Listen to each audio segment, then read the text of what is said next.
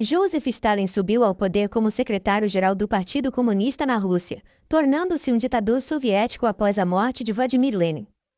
Stalin forçou a rápida industrialização e a coletivização das terras agrícolas, resultando em milhões de pessoas morrendo de fome, enquanto outros foram enviados para campos de trabalho. Seu exército vermelho ajudou a derrotar a Alemanha nazista durante a Segunda Guerra Mundial.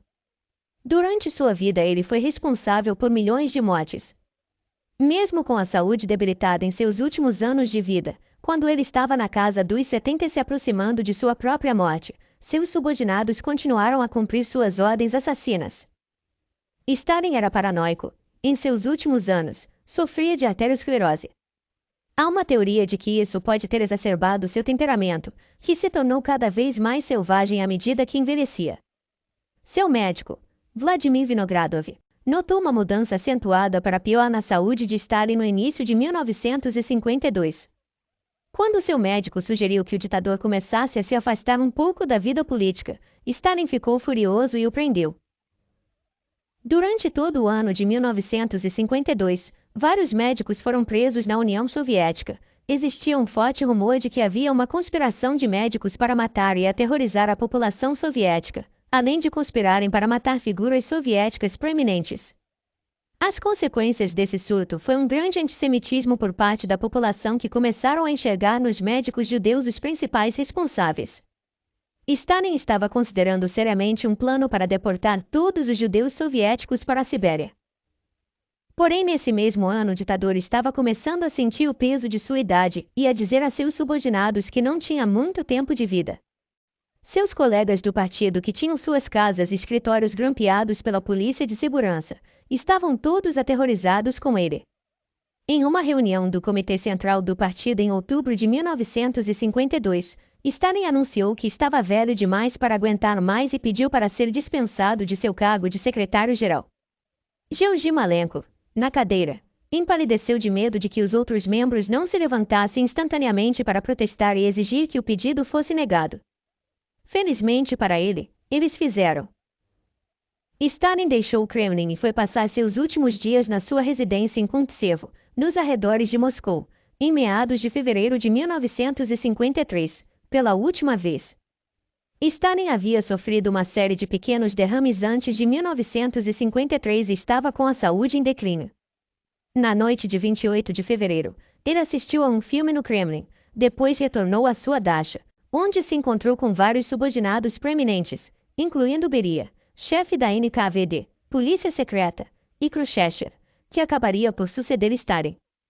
Eles saíram às 4 horas, sem nenhuma sugestão de que Stalin estava com problemas de saúde. Stalin então foi para a cama, mas só depois de dizer que os guardas poderiam sair de serviço e que não deveriam acordá-lo. Stalin normalmente alertava seus guardas antes das 10 horas e pedia chá, mas nenhuma comunicação veio. Os guardas ficaram preocupados, mas foram proibidos de acordar Stalin e só podiam esperar. Não havia ninguém na residência que pudesse contrariar as ordens de Stalin. Os guardas estavam com medo de perturbá-lo, por medo de que também fossem enviados para os gulags e possivelmente mortos. Eventualmente, tomando coragem para entrar e usando o posto de chegada como desculpa, um guarda entrou na sala às 22 horas e encontrou Stalin caído no chão em uma poça de urina.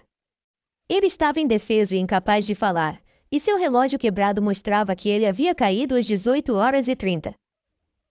Os guardas sentiram que não tinham autoridade para chamar um médico. Na verdade, muitos dos médicos de Stalin foram alvo de um novo expurgo. Então, em vez disso, chamaram o ministro da Segurança do Estado. Ele também sentiu que não tinha os poderes certos e ligou para Beria.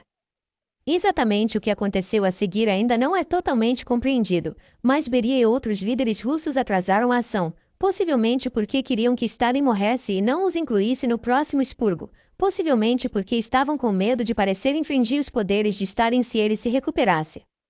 Eles só chamaram os médicos entre as 7 horas e as 10 horas do dia seguinte, depois de viajarem para Dacha.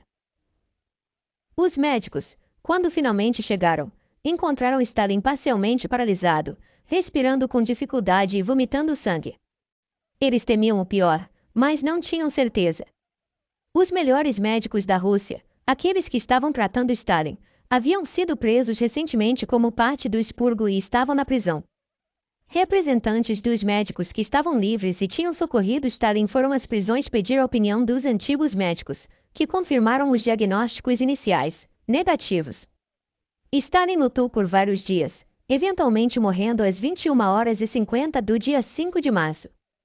Sua filha disse sobre o evento: a agonia da morte foi terrível. Ele literalmente engasgou até a morte enquanto assistíamos. Stalin faleceu no dia 5 de março de 1953. Uma autópsia revelou que ele havia morrido de uma hemorragia cerebral e que ele também sofria de graves danos às suas artérias cerebrais devido à aterosclerose. O funeral foi realizado na Praça Vermelha no dia 9 de março, na presença de uma enorme multidão, tão grande que alguns morreram esmagados. O colega veterano de Stalin, Vyacheslav Molotov, cuja esposa estava em um campo de prisioneiros onde era conhecida como objeto número 12, elogiou o tirano morto. O mesmo fizeram Malenkov e Beria, mas em particular Beria não escondeu seu alívio pela morte do ditador. O corpo de Stalin foi embalsamado e atualmente exposto com o cadáver de Lenin no renomeado mausoléu Lenin-Stalin. Após a morte de Stalin, muitas teorias da conspiração apareceram. É nítido que muitos queriam um ditador morto, porém nada foi provado.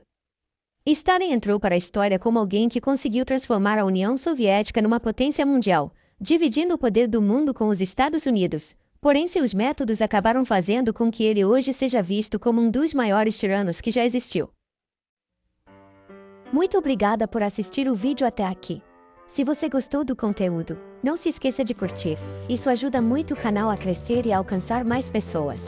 Deixe também um comentário com a sua opinião, sugestões ou dúvidas. Adoro ler a interação de vocês. Não se esqueça de se inscrever no canal e ativar as notificações para não perder os próximos vídeos. Até a próxima!